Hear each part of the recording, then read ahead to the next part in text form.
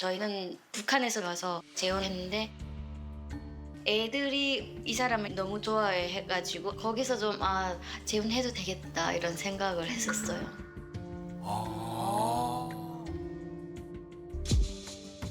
어떤 문제가 왜? 있겠? 너무 강압적으로 키워서 너무 불쌍할 정도예요. 말이 명령적이고 그리고 경고성이고 북한에서 교육을 받던 사람이니까 굉장히 예의를 중요시하고 말투, 태도 이게 용납이 안 되는 거예요. 엄격하시구나. 화장지를 한 칸을 가지고요. 4번 접어가지고 이렇게 쓰거든요. 그게 좀 너무 심해요. 무조건 강압적으로 이런 것들 때문에 좀 많이 힘들어요. 이름은 이철은이고요. 저는 2016년 9월 서해 해상으로 헤엄을 쳐서 자유를 찾아왔습니다. 네, 안녕하세요. 저는 한유미고요. 한국에 온 지 한 20년 차 됐습니다. 중국을 통해서 두만강을 해서 대한민국으로 왔습니다.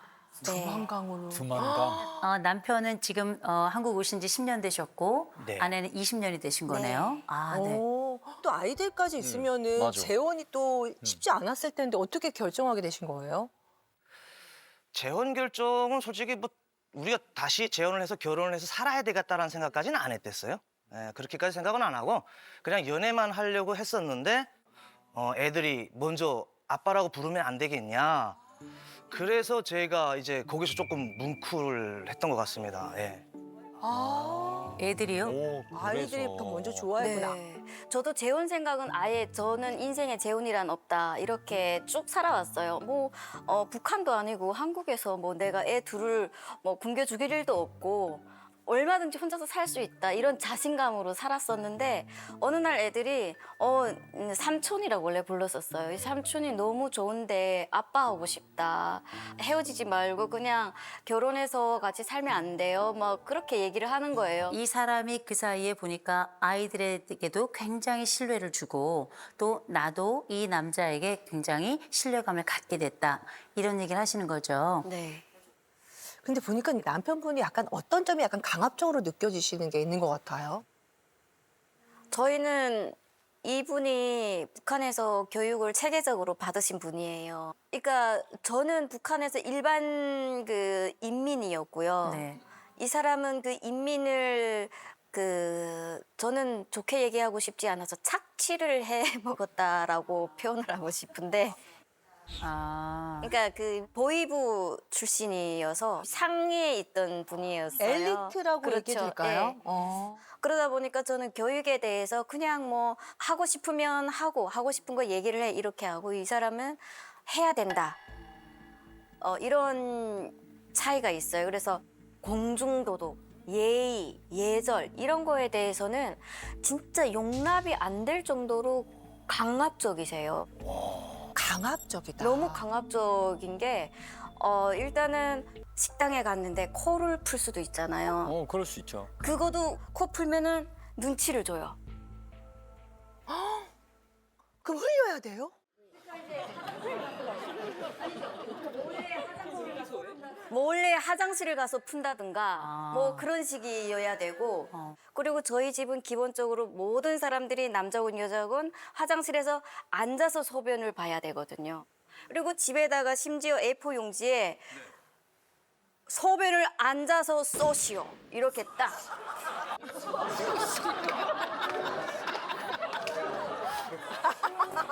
쏘라. 쏘라고? 진짜.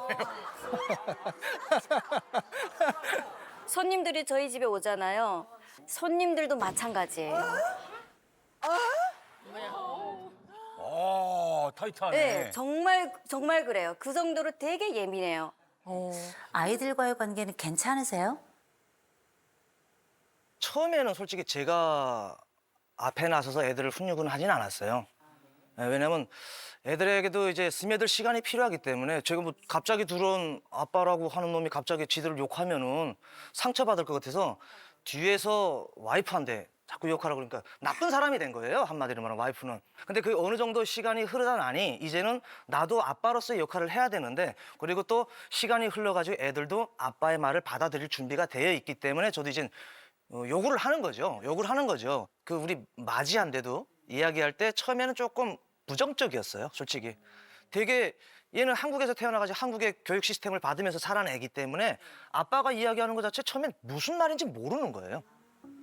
아. 저 말이 뭐지? 하고 이렇게 멍 때리는 거예요. 그러면 그거를 보면 또 아빠로서는 또 기분이 없어요.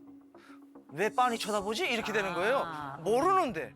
몰라서 그러는 건데 저는 그렇게 안 보이고 해보자는 건가? 아. 그럴 수 있지, 그럴 수 있어. 자, 그러면 그렇게 얘기를 했을 때 아내가 바로 들어와서 여보, 왜 그런 얘기를 해? 라고 얘기하나요?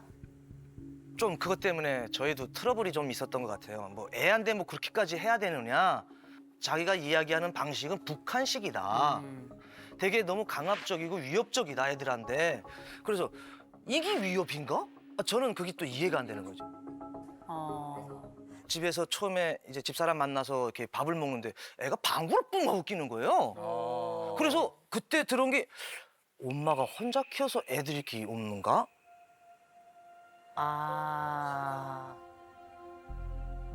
아니 집에서 방귀 끼지 어떻게? 북한에서는 이게 참 안 좋은 말인데 아빠 없이 자란 자식을 되게 홀대한다고 하나요? 예의 없다고 봐요. 그래서 그 집의 딸도 결혼하기 전에 아빠가 있었냐 없었냐를 많이 따져요. 예. 진짜. 그렇지 않으면 예의가 없다고 생각을 하는데 저는 그때 금방 왔으니까 그런 생각을 해요. 엄마가 혼자 키워서 이렇게 애가 예의가 없는가?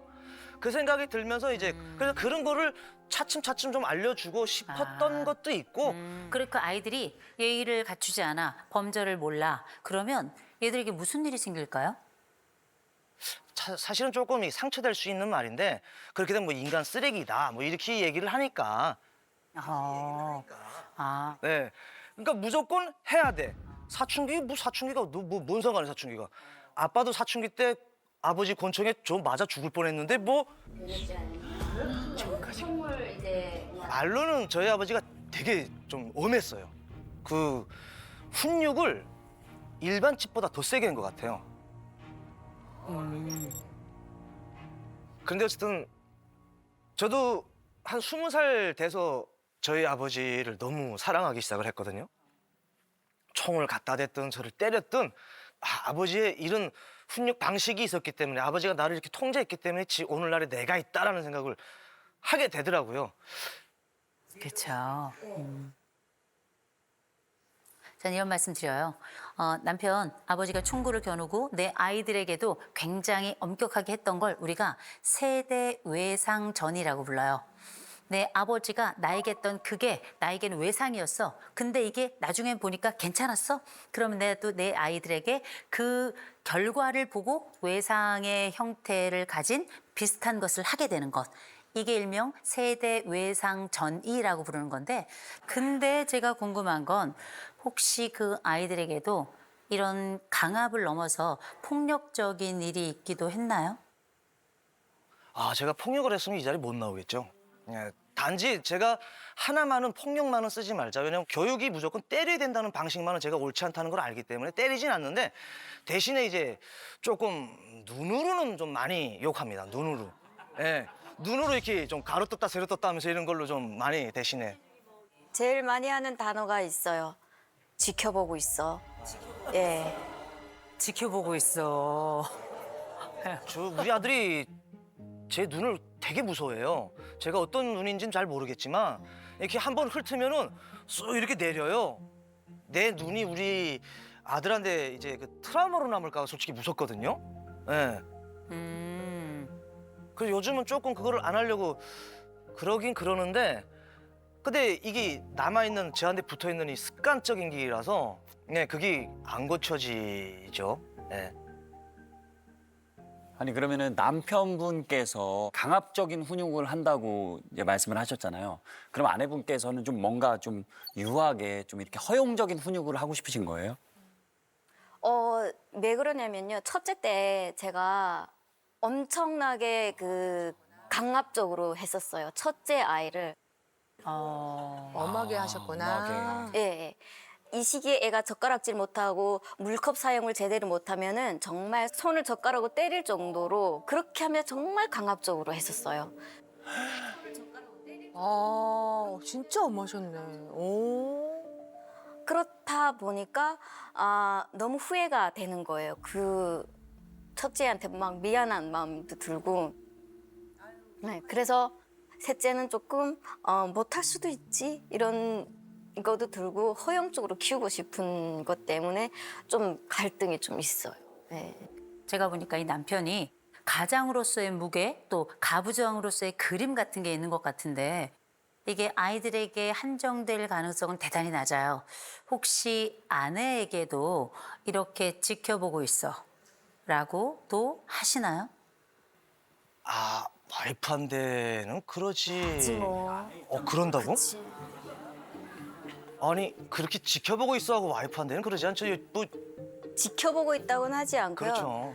요즘에 참 마음에 안 든다. 마음에 안 든다. 나 그게 이게 듣기 뭐죠? 싫어. 뭐야? 네. 뭐 상사야? 저희 남편은 주로 하는 게 지시, 지시, 그다음에 명령. 명령.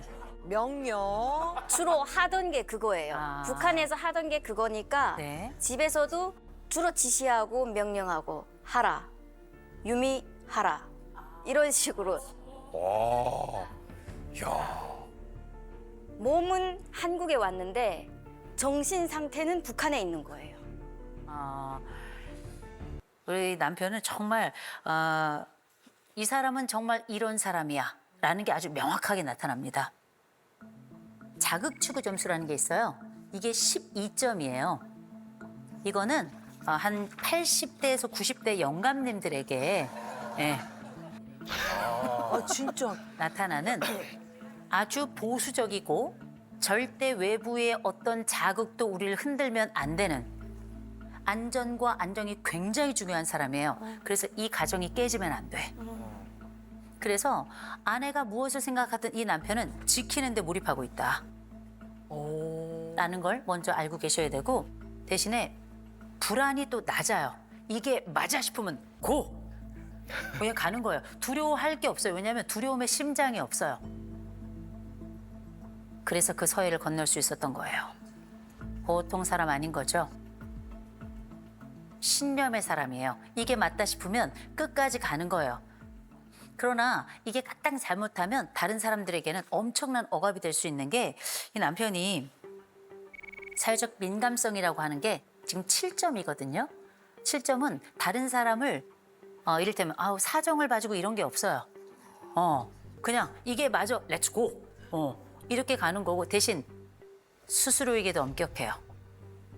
다른 사람들이 해야 되는 건 나도 해요. 그래서 내가 해야 되는 건 그 사람들도 해야 되는 거예요. 이거를 더 강화하는 특성이 있습니다. 자율성이라는 개념이 있는데 자율성이 100점이에요.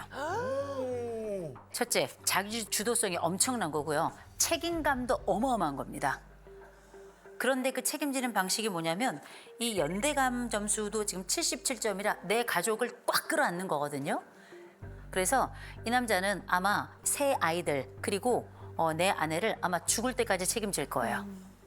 그리고 책임감이 있으니까 첫 번째, 새아버지 컴플렉스가 생겼단 말이에요. 내 자식으로 키워. 그런데 혹시 새아버지 밑에서 커서 이런 건 아닐까라고 하는 두려움이 남몰래 있는 거예요. 그래, 그런 게 있을 수 있겠다. 근데 아내는 위험 회피 점수, 다시 말해서 불안 점수가 85점이에요. 남편은 안전을 추구하는 게 맞아. 그런 어떻게? 난 불안하지도 않아. 근데 아내는 왜 더 오래 살았는데 왜 더 불안하지? 아내는 말입니다. 첫 번째 결혼에 실패했어요. 20년 그 살 동안에 나 혼자 정말 죽을 힘을 다해서 여기까지 왔죠. 지키느라 여러 수모도 많이 당했죠. 이제는 강력한 남편도 있는데 아직도 내 안쪽에는 근원적인 불안이 있는 거예요. 그래서 이 여자는 엄하게 대하는 거 좋아해요. 왠 줄 아세요? 날 단단하게 지켜주거든. 나를 꽉 잡아주거든. 이 틀 안에만 있으면 난 안전하거든. 그래서 이 남자가 너무 좋은 거예요. 남편 자율성 100점이었죠? 아내 자율성이 28점이에요. 맞아. 20년 가까운 세월 혼자서 애들 키우면서 이렇게 산 사람이 맞아? 이런 생각이 들 정도인데 원래 이거보다 높았을 거예요. 훨씬 높았을 거예요. 이 남자랑 살면서 이제 내가 뭐 막 안 해도 돼. 안심이 돼서 그래요. 우리가 먼저 생각해야 될 것. 이런 것들이 지금 우리 가정생활에 무슨 영향을 미치는가? 일단 이 아버지가 엄격하더라도 일관성이 있어서 전 괜찮다고 생각합니다. 그리고 이 아버지가 가지고 있는 기본적인 방향이 틀렸다고 볼 수는 없다고 생각해요. 아이가 예의를 갖추고 범죄를 갖추는 건 얼마나 중요한 일입니까? 요즘은 그런 게 없어서 문제거든요. 네. 이를테면 이 아이가 이 아버지의 무서운 눈을 두려워할까 봐 그게 걱정이다. 이런 걱정도 전 너무 좋았고요. 우리 아들이라는 말이 전 너무 좋았어요. 당신 아들이 이게 아니라 우리 아들이 이렇게 이야기하는 게 너무 좋았던 게 얘가 내 DNA가 없잖아요. 네. 근데도 아버지로서의 역할을 하고 싶은 거예요. 그리고 이 아버지에겐 이런 마음도 있을 겁니다. 혹시 내가 애들이 삐뚤어져 나가면 새아버지 때문인가? 사랑도 있지만 불안도 있는.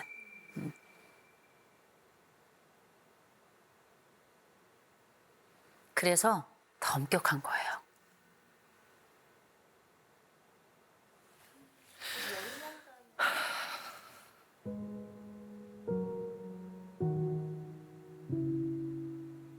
가끔 그렇게 좀 저도 혼자서 이렇게 운전해서 다니면 그런 생각을 하거든요.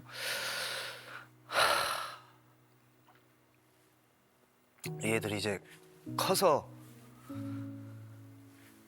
내가 그 했던 훈육이라든지 이런 방식들을 좋아할지 아니면 나빠할지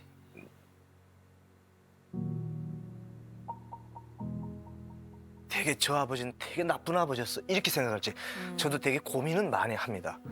그런데 어쨌든 커서 나쁜 쪽으로 생각을 하면은 저놈 저거 내 아버지가 아니라서 저렇게 키웠어 나를 이렇게 기억했어 라는 생각을 할까 봐 그게 항상 조금 가슴에는 있죠. 그렇죠. 남편 가장 참 중요하거든요. 근데 저는 개인적으로 가부장이란 말도 좋아합니다. 어른들이 이렇게 말씀하시더라고요. 가부장은 자기 집 처마에 비 피하는 사람까지도 신경을 쓴대요. 그만큼 내 가족이라 생각하고 나와 함께 연결되어 있는 사람이라면 그 사람을 돌보는데 전심을 다하는 거예요. 그래서 저는 우리 남편을 사랑의 가부장주의자다. 이렇게 부르고 싶고요. 사랑의 가부장주의는 말입니다. 이를테면 이런 거죠. 나갈 때 일종의 다녀오십시오라는 것도 중요하지만 이렇게 안고 다녀올게. 다녀왔어. 수고했어. 이건 뭐냐면 훨씬 더 자연스럽게 아이들이 밖에 나오게 하는 우린 엄마 아버지가 오면 나와서 한 번씩 앉는 집이야. 엄마 아버지 가실 땐 우린 한 번씩 안고 잘 다녀오라는 인사를 해. 그래서 강력함만이 우리를 지켜내는 건 아니에요. 이건 똑같이 이 아이들이 나와서 인사를 하게 하지만 훨씬 더 뜨겁고 오래 내 아버지를 기억할 거예요.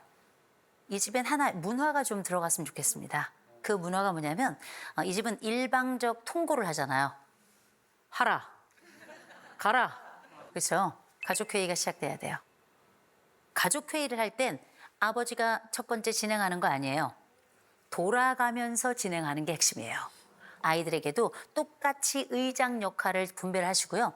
그리고 의견을 자유롭게 낼 수 있도록 해주시고 그리고 이 자유로운 의견이 의미 있게 수렴될 수 있도록 하는 것. 이런 도움의 역할을 해주는 게 진짜 실질적 의장이자 가장의 역할일 거라고 저는 생각을 합니다. 나의 그 두 아들과 딸이 있잖아요. 이 두 아이들은 어떤 아버지를 원할까? 이 생각이 드시죠? 네. 제가 한 가지 말씀드릴까요? 내 엄마를 사랑해주는 아버지가 필요할 겁니다. 내 엄마를 예쁘다 말해주고 어쩌면 쏜 총알이 아니고요. 다시 사랑을 향해 달려가는 이 사랑의 총알로 서로를 만나야 될 게 아닐까라는 생각을 좀 해봤습니다.